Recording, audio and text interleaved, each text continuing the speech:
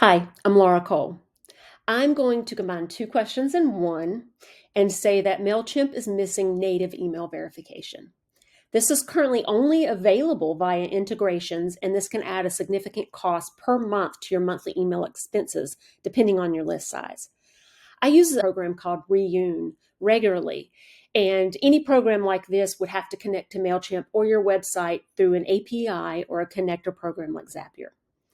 You can verify them as they enter the list, but then also schedule routine verifications to keep the list clean.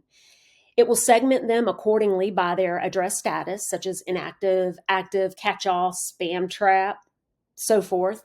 You can manually add and remove these from your list, or you can use that same connector program to remove any inactive email addresses. I would even suggest that you plan the backup process to coincide with the cleanup. An automation would clean the list and then back up the results from that clean.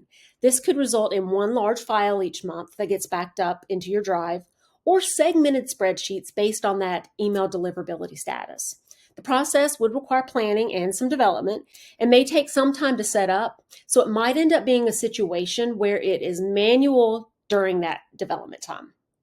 Even with an automation setup, I would still back it up regularly, maybe manually 2 to 3 times a year.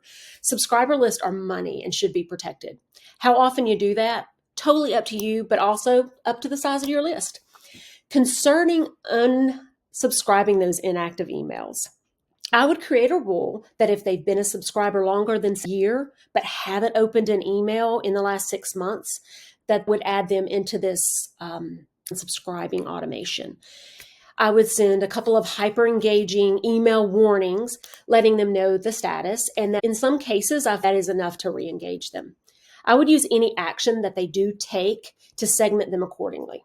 You do not want to do an unsubscribe option in the email message, though, but rather a tracked link so that you keep your unsubscribe rate clean.